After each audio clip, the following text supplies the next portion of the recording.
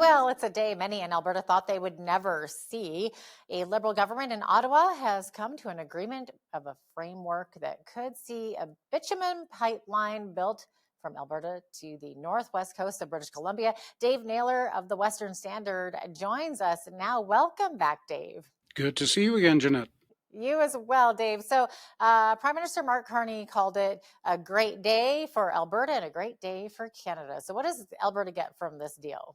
He did indeed. It is a day many of us felt was not going to ever come. You know, we had the 10 years of darkness with Prime Minister Justin Trudeau, and it seems like Mark Carney is sort of taking steps to get rid of some of the damage that Trudeau did. If you remember, before this deal was reached, Premier Danielle Smith said there were 9 laws that had to go for Alberta to be happy and for the situation for a pipeline to be set. So the emissions cap, that's gone. The clean energy regulations, they're gone. The West Coast tanker ban, it's gone or revised. Wow. So at a press conference today, Danielle Smith said 7 out of the 9 bad laws are now gone. So yeah, whoever was negotiating on the Alberta side of the table seems to have done a good job. There are some downsides to it. The main one being we're going to have a deal on an industrial carbon tax, sort of giving Ottawa more control over it under the TIER program. And methane reductions have to be down by 75% in Alberta by 2035. So we've got to figure out a way to do that. And the Pathways Alliance project has to move ahead. This is a massive carbon capture system that's by the end of it, it's going to cost billions and billions of dollars, but employ 40,000 people. So that has to be taken care of. And most significantly, I think the pipeline must be partly Indigenous owned. So the hunt is now on for, I assume, an Indigenous partner. And I'm sure it wouldn't surprise me if Smith has already had meetings with proponents, and I'm sure they've laid it on the table what needs to happen for them to come forward with money. And it wouldn't surprise me if we get a quick announcement in the next couple of weeks of a proponent who has come forward. Okay. Oh, so interesting. It also sounds, Dave, like there could be some big losers in this deal, including BC Premier David Eby, who has long been speaking out against it. And then there's some Indigenous groups in British Columbia as well. Yeah, David Eby, he's been having a hissy fit the last couple of days that he wasn't allowed or wasn't invited to the table. He said, he's always said, "Oh, this is just a figment of Danielle Smith's imagination. There's never going to be a pipeline, and it's really just imagination." And obviously, this puts a rest to all that. There is a memorandum of understanding signed now between Alberta and the feds on a clear way forward for a pipeline. So David Eby is a big loser today.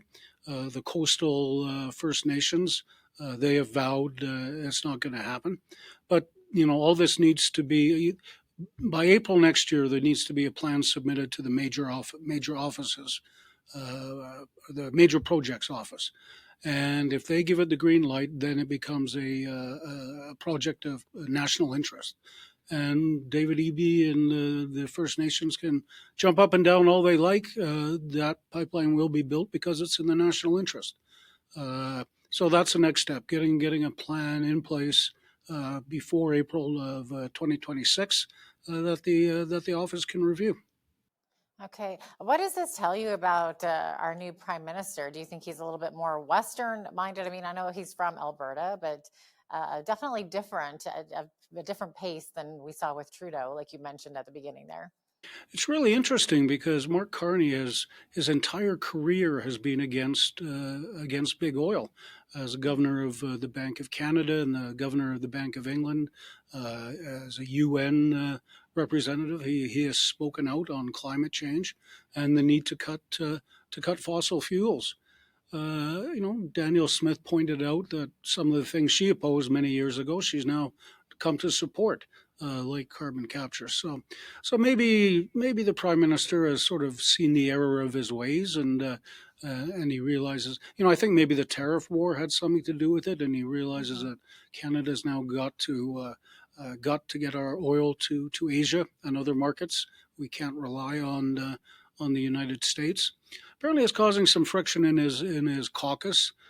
Stephen Guilbeault, the environmentalist supremo, former environment minister, now Canadian Heritage Minister, vehemently opposed to the pipeline.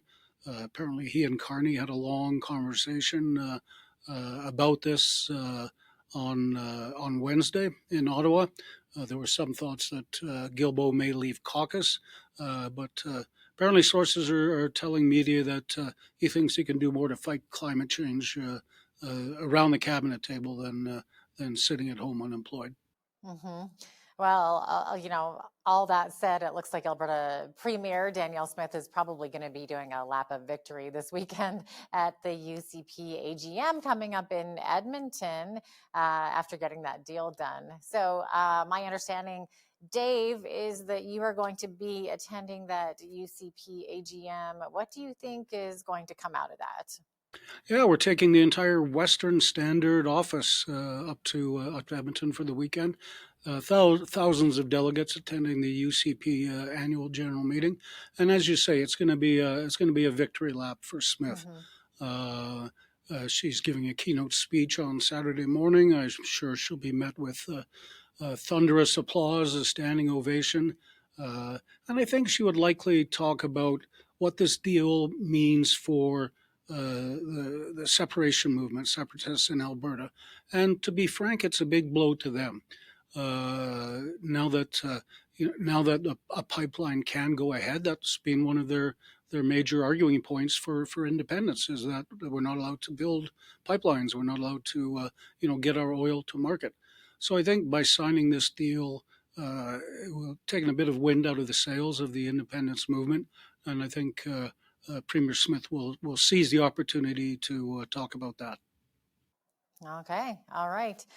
Dave, getting back to the UCP for a moment here, there are 14 members now of the UCP party who have recall petitions against them, including Lethbridge East MLA Nathan Newdorf. Have you ever seen anything like this before? It's a lot.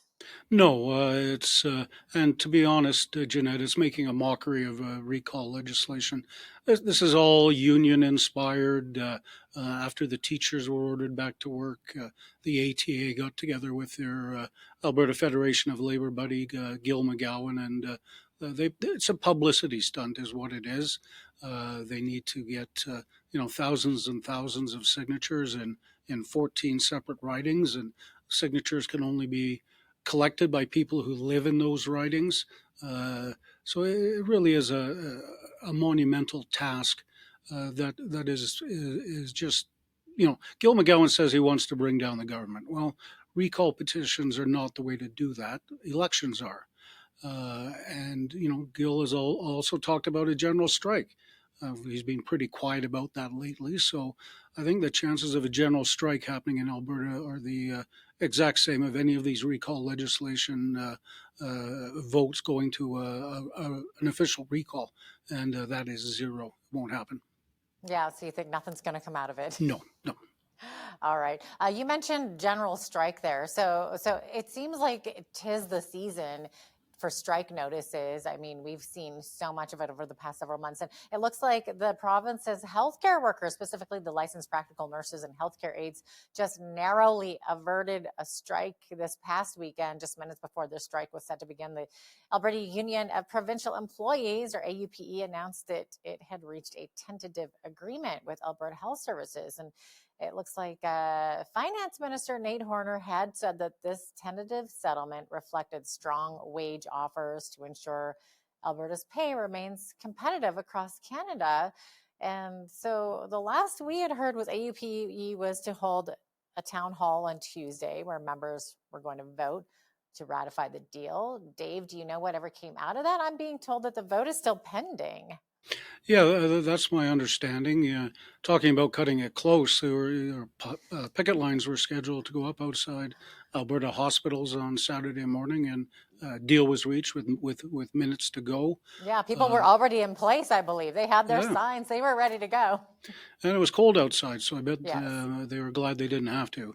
And then yes, just a couple of days later, the an agreement was reached with the physiotherapists and other healthcare aides. So right.